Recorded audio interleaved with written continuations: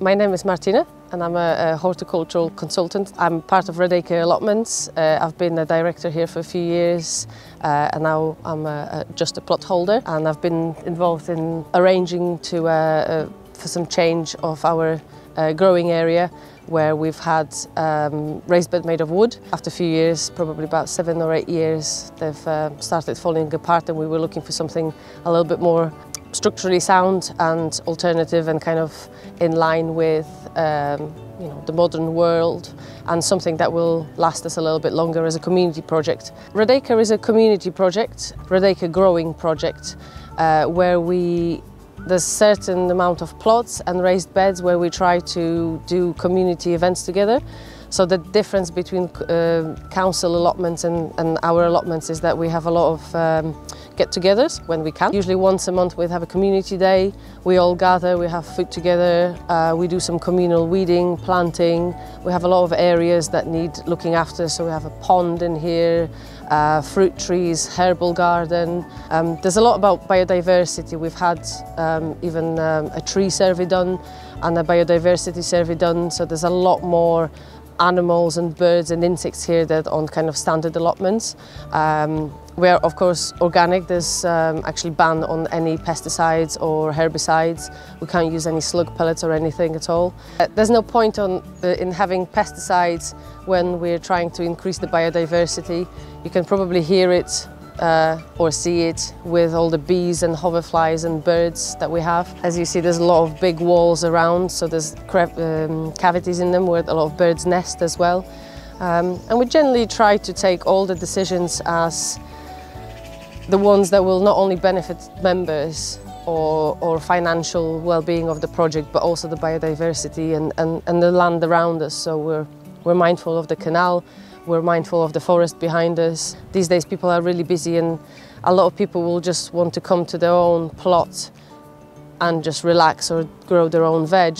Whereas when the community comes together and there's a group of people who are like-minded and they want to improve something, that's when projects like this exist. And certainly there should be more of it. I mean, we have climate collapse looming on our neck. And a lot more people who open their eyes to these problems, more about who we are as a species, as a community, how we work together, and that kind of works both for people and animals as well. Our raised beds, I remember when I joined, they were mostly, I think they were built from old scaffolding planks, and they seemed to be really nice, thick and sturdy. However, within 4 or 5 years, they started to show signs of decay, and some of them collapsed. They weren't maintained. There was a lot of kind of metal bolts and screws, and it was becoming a little bit dangerous. We've decided that it's time for some new product. We were considering actually railway sleepers, but they're often impregnated with creosote or any nasty chemicals. We thought about second-hand used up scaffolding planks. We didn't want to do the same process back in 5 years or 6 years, and the raised beds that we had were completely ruined. When we made the decision to actually go for the recycled plastic, it was with a view of longevity of the project. So we knew we were always going to get people who are interested in growing. We always knew that there's community, especially with the pandemic, that highlighted the need for big spaces, green spaces, open air spaces. We thought we're going to invest once and properly and make sure that this project, these beds kind of last and serve loads of different people.